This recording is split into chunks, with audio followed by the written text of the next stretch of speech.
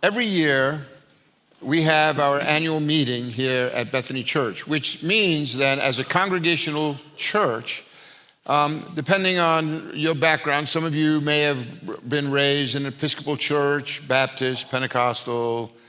We're a congregational church, which means that the membership here gets to vote on any of the major initiatives that we undertake here as a church. So, for instance, monies that are being spent, initiatives that are being, executed, all of that comes before the congregation. My job isn't always just to point people in a direction saying this is where we're going. My job really is to collaborate with the membership here, the people who call Bethany home, and articulate some initiatives that we can all get behind, and then present that to you, congregation votes, and then I am empowered to make sure that we are executing on all that we have determined. So I just can't make it up as I go. There is an accountability that I have to the congregation at large and to the elders in particular. So together, we're trying to provide that kind of leadership. So when you came in this morning, you were given a ballot. And that ballot, it fulfills our legal responsibilities, but it's also something that I hope to be able to just share with you just for a moment what really is behind all of this. So if you would take that ballot out and maybe just fill out your name and the information there on the bottom, you're going to be asked to vote on our leadership, the elders, those on nominating committees, for our budget, and for the approval to act on that budget. So it's all on this ballot. This has been made available for over 5 weeks. One of the things I want you to understand is at Bethany Church, all of our finances, we have solicited an outside CPA firm that looks over all of our books.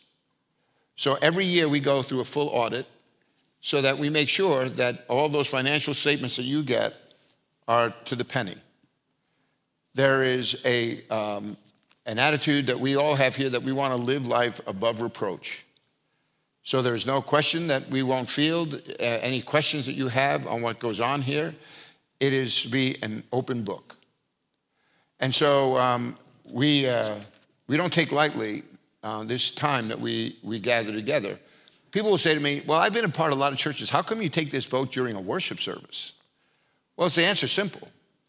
Because what other place are you going to, what other business is more important than the Lord's business? And if we just had an opportunity to enter into worship, what better way to put ourselves in a mind that just says, yeah, we want to do God's will. And here's a way for us to just do that as a body of believers together. So if you're a member, just click that box. If you're not a member, then we'd like to talk to you about that because we want you to be an integral part of all the decisions that are being made here at Bethany Church. Still like to hear from you. And so if you would fill out that ballot, I'd just like to then take just a few moments here and talk to you a little bit about a survey that we took towards the end of 2022. How many people here took that survey? It was, a good number of you, great. When we took that survey, the survey was designed to get a pulse on the spiritual vitality of what was taking place here at Bethany Church. What you need to know is that there was a 95% participation rate. I don't know if you've ever taken surveys like that for businesses or maybe, for some kind of consumer product. But if you get like 23 to 27%, man, you're doing great. We had a 95% return on all of these, on the surveys. And the surveys were over 100 questions. So it took people a good 20 minutes at least to fill out that survey. Which means then that this survey, it was designed to assess the spiritual vitality, as I said, on two fronts. One was taking a look at people's spiritual maturity, and the second was on the discipleship effectiveness of the church. So what do you think? When you say spiritual vitality, these are the two criteria. So it was a way to assess people from your own opinions, right? This is everyone giving, their answers to all these questions.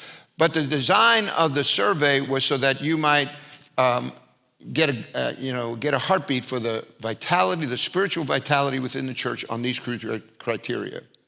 The sum of those measures then came from like about 15 years of research.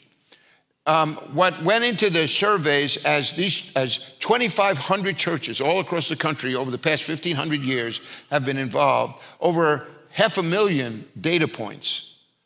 The reason why I'm telling you this is because we all like to think that we're really different, but there's a commonality that exists among, believers. And so what we wanted to see was, how is Bethany Church doing across the board compared to all of these other churches? Well, Bethany Church placed with a ranking above 90%. So that meant, compared to all the churches in the country that have been part of this survey, we were in that upper 10%. So you'd be like, that's awesome. That's great. And it is. Unless you're built like me and you're like, well, how come we were only at 90? Right? And it's not about competition because, see, I don't know what how the filters that you look out at life for yourselves, but for me, and I know many of you, and you guys are like this too, facts should be friends. I don't need people to tell me just what I want to hear. When I go to a doctor, I want him to be straight. I want him to tell me what's going on. If he's, so this way I can do something about it. So facts are friends. So when we take this survey, it was important for us to take maybe a closer look at what the data was saying so that we could all improve, right? Because at the end of the day, you want to make sure that this walk with God finds you like gaining more and more security in this faith that we are embracing. So when we took those measures of spiritual maturity and everything, like I said, we came out to 90%. But what does that spiritual maturity thing really mean? So let me just give you it quickly here, right? There were 4 categories that when you were answering those questions in the survey, they were being added up together.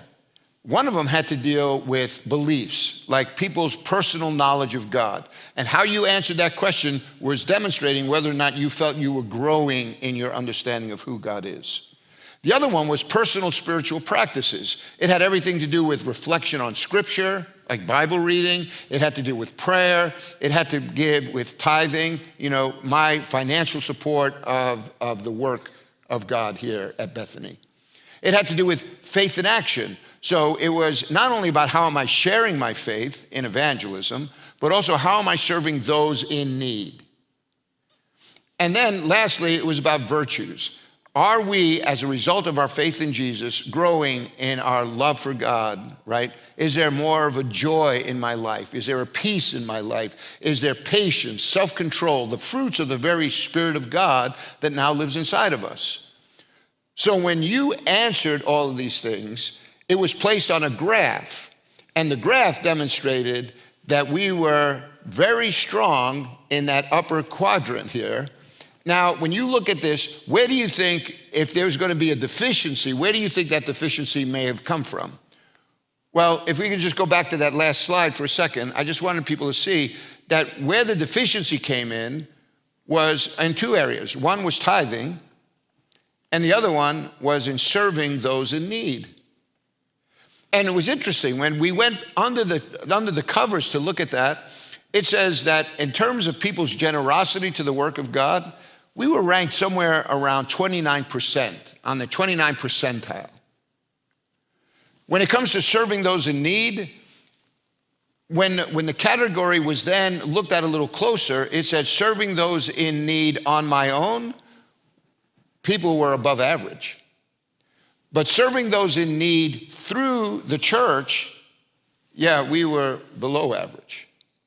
So those 2 things, given the overwhelming response on the other side, still placed us on this graph here on that upper right-hand quadrant, very high, very strong. People are saying, hey, this is working for me. Good signs, right? Just a few areas that we could really pay some attention to. But the horizontal axis there had everything to do with the discipleship effectiveness of the church. And that was determined by these areas. Is the church helping people to get moving? And in other words, are they taking their next steps in their faith journey? Is it easy for people to come into the church and get a sense about how I can begin to grow deeper in my walk with Jesus? The other one was, does the church embed the Bible in everything that it does, so that the scriptures become the very DNA of the church? It's part of its culture. The other one was, creates ownership. Do I feel like I can own this as my own? Is the leadership here Christ-centered? Is the people, when it says pastoring the local community, what that meant was, am I being mindful of the needs of people around me, both within the church and outside the walls of this church? So when you added all of that up, on 3 of those categories, we were off the charts. So when it came to get people moving, people said, you guys are doing awesome helping us to take those next steps. When it comes to embedding the Bible and everything, great, way up over, to the far right.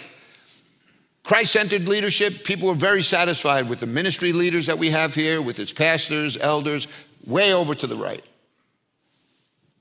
The area of creating ownership, though, was where we were the most efficient. And it wasn't just that it was, just average. It was below average.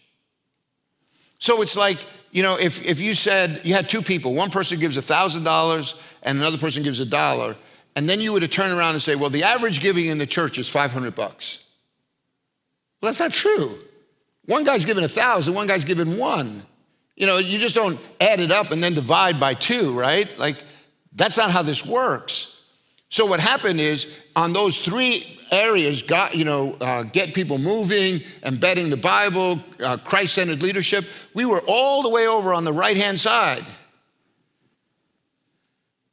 But when it comes to creating ownership and serving those in need, yeah, there was work to be done. That was all the way on the other side. Now, when you add them together, it gave us a score that we were just average. That's what the map showed. It was right there in the middle. I don't know about you, but I'm not wired for average. I think that when God calls us, he's asking us to engage. We just finished hearing a wonderful message from Brett Olson. Brett, 30 years old, graduated seminary, graduated from Bible college, is using his gifts and talents, and he does an awesome job. Every time he sits and he opens up the word, I just feel he should encourage everybody to recognize that the church is alive and well. So we can do better in this whole discipleship and effectiveness. So, how is that going to happen? One of the things that I wanted to make sure that I just, said to you is, let's take a closer look then at this creating ownership. Because when you did, this was what people were responding to that gave us a less than average mark. It said that Bethany Church helps me to develop relationships that encourage accountability. In other words, people come and they're finding within the congregation people that are going to help them to come alongside and encourage them in their walk with God. Which means then that we're coming here and we're not just lone rangers. It means that I'm finding relationships that are going to kind of stimulate me to really take, my faith more seriously. The other one was Bethany Church provides opportunities for me to serve those in need. And we do a lot of things here at Bethany Church, some of which we don't really advertise them that much, but we do a lot of things, but the impression is that we could still do more. And the last one is that Bethany Church inspires such a sense of ownership that the church becomes an important part of who I am. It's ownership. And we didn't get that great of a mark on that. And I remember sitting there and I thought to myself, well, why is that? And I just had this wacky thought. How many people do you know that ride motorcycles have a tattoo that says Honda?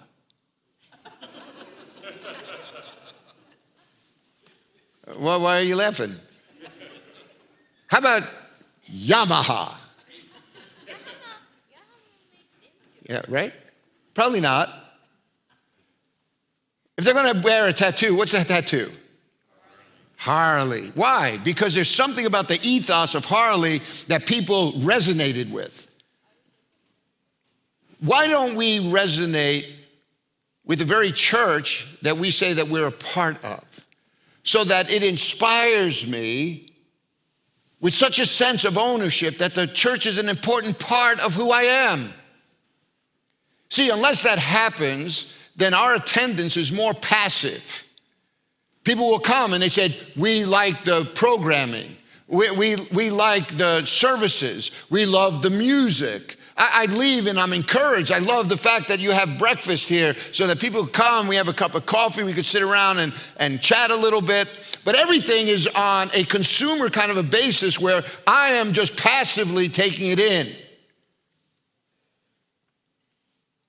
And that's where all of a sudden this little light went on in my head and go, yeah,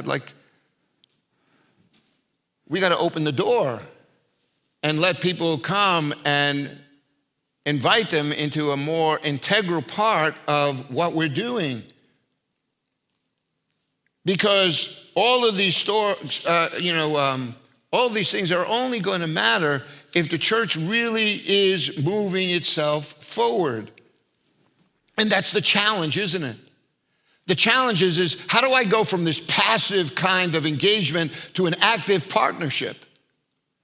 And here's the thing, when you came to know Jesus, it had everything to do with your eternal, state before God. One day, our mortality, right? We only have so much sand in our hourglass. One day, you're going to stand before God and give an account. Those of you who have lost loved ones, you know how frail this life really is.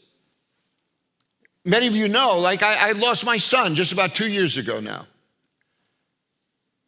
It was devastating. You know what I had to fall back on? Was this gospel. When my heart is really sad, you know what I think about? I think that God made a promise that if we know him, when you leave this world, it says you will experience eternity with him in a place where there's no more crying, no more tears, no more suffering, no more anxiety, nothing about the brokenness of the world in which we're living. It sounds awesome, doesn't it? So why would I wish my son back? He's experiencing the best life ever. That's where I hope one day to be. So why would I wish him back? My sorrow is based on my heartbreak. But when I think of it through the lens of my son, he's got it covered. See, that's the faith that all of us now, we need to really embrace. And as a community of believers, we're trying to do that with each other and with the community around us. But if we're not all engaged in that kind of a mission, then how effective are we going to be? It's like we have all the parts to make this really thrive, but everybody has their part in a different place. And so when you look, you could be on a spiritual maturity. People say, well, I'm growing in my faith. But as a church's witness in this community, really making a difference, we're average. And so I thought, okay, well, what's it going to take then for us to move? And I started thinking about that. I said, it's going to probably take three things. I try to whittle it down to the most important. And the first is this. That each and every person has to personally pledge that they're going to make a priority of my spiritual life. right? So that I put down here. I pledge to prioritize my spiritual life. And people have begun to do that. People are showing, no matter where we are in this faith journey, we could be a beginner, we could be more mature in our faith, but wherever we are, it is showing by the survey results, by your responses, that people say, no, I find myself growing. That's awesome. But that's you and Jesus. And the church has made a pledge to try to help us along that line. But here's where it becomes we and Jesus. Because you have to pledge to prioritize the witness of Bethany Church. In other words, every time Bethany is getting engaged in ways in which we are either servicing the needs of the people on the inside or we're serving people out there, none of that stuff is going to happen unless we are engaged in that, where we own that. As long as it's like, oh, well, I appreciate what the church is doing, that's not good enough, because you are the church. Everybody always thinks somebody else is going to do it. And when you think somebody else is going to do it, or anybody could do it, guess what? Nobody does it. And so consequently, the only way the strength of the body of Christ is going to be palpable in the areas in which we live is when the community of faith takes it seriously enough that they own the witness of this church. And that's on you. I wake up every single day thinking about how I can do this better. But I'm one person. When the church comes together and does some things, we have demonstrated in the past, we knock the ball out of the park. And not because we're so great, but here's the thing. I believe that God has given gifts to every person. Don't you believe that? And I think that where Bethany is located here on the seacoast, it attracts a caliber of people that have gifts that are all over the map. So what do you think is going to happen when all those people come together and given their particular, talents? What do you think happens when we all pull that together? Here's the thing. I was sitting here and I was thinking about Maggie when she sang that last song. That was amazing, wasn't it? Maggie's just sitting out there in the congregation. Who knows she can sing? Until somebody's alongside her and they hear her and they go, wow, you ought to sing.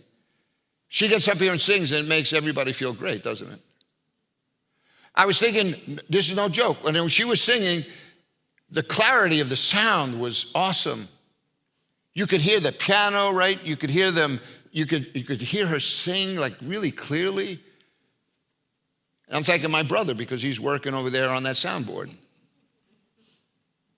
So his gifts in mixing sound, Tenley's gifts in playing that piano, Maggie's gifting of singing, your giving of resources that enable us to pay for the audio equipment and the lighting and this environment, all of those things together makes you feel blessed when you walk out of this door. It didn't happen just by itself. What I'm saying is if we took this survey and people saying, me and Jesus are doing great, but we and Jesus could use some help, it's going to mean that not only I pledge a priority for my own spiritual life, but I have to make the witness of this church a priority and the support of this church my priority. Otherwise, it'll never happen.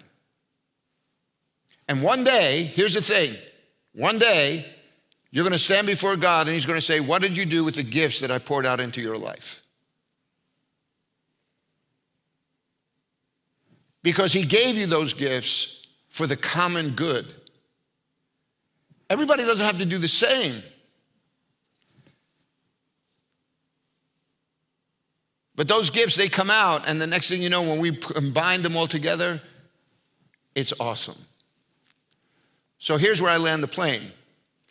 What I'm saying to you and to me is that in 2023, this is an initiative that I'd like for us to really take seriously. Not only these pledges, but we're saying here that I want to develop, I want to communicate, and I want to execute a church-wide initiative that moves attenders from a passive, attendance-based relationship with the church to an active partnership.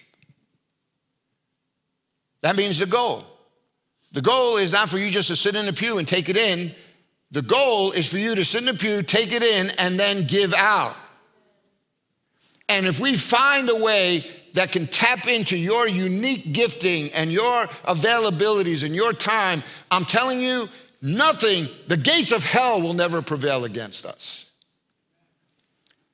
But because every goal should be specific, measurable, achievable, related to one's vision, and time specific, smart goals, I'm saying that if we do that, I want it to be confirmed by a 50% improvement on the next time we take the survey a year from June.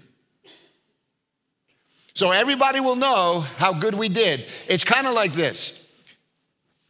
Have you ever said to yourself, like, oh, I've been eating pretty good lately. I feel like I'm losing weight. I feel like light on my feet. How are you going to know? You got to stand on that scale, and the scale don't lie. When you get on the scale and it says, to be continued, not a good sign. If you get on the scale and it says, one at a time, that's not a good sign. But if you get on there and you're losing weight, it's an obvious thing, right? You just see it. We just got a result. It says, you guys are killing it on your own faith journey, but we got some improvement on the church side. I'm just asking you to make a priority of the witness of this church and the support of this church. And so to help us to achieve that, I'm going to put together a number of town hall meetings. Some of you guys, like I sit here now and I look out and I got Freddie sitting in the front. Started an organization called I Got Bridged. Bringing all of his friends. Glad to have all of you here. He's doing something in our local community. Why do I have to reinvent the wheel? I partner with Freddie. I said, Freddie, what are some of his ideas? What is a way that Bethany could come alongside? We do that with Crossroad. We do that with Operation Blessing. We do that with a number of various places in our community. Why do I have to start it all over again? Maybe in this pew, there are others like you who are just, hey, let me share with you a couple of these ideas that I have. And you know what? I feel like we'll walk away from those meetings and we're going to have a number of things that will just bubble up to the top, and then we can knock them off. And at the end of the day, we're going to show some real good love to people. And I think we're going to put a smile on our Savior's face. Because at the end of the day, all of us want to hear, well done, my good and faithful servant. So we're going to do that in a couple of different areas. We're going to talk about missions. We're going to talk about local impact. We're going to talk about support. So that when people are hurting, we really are coming alongside and being a refuge for people. So that our words and our actions, they really come together. It's only going to work if that's a priority for you. When you look at this aspect of your life and realize, I can offer something. Because when we all do that, the burden becomes lighter and the impact more significant. That's a pretty good plan, don't you think? All right. I hope so. So you guys fill out that little ballot for me. Bring it out in the back. And let's get busy. God has some incredible things he wants to do in and through us. He already has been doing great things. Remember, we're in that upper 10%. But I don't know about you, but I don't want to be average in anything. I want to hear, well done, my good and faithful servant. And whatever that is, then that's awesome. He's asking you to do what you can. You go today, I hope, knowing that God is good and all the time. God bless you, my friends. God bless you.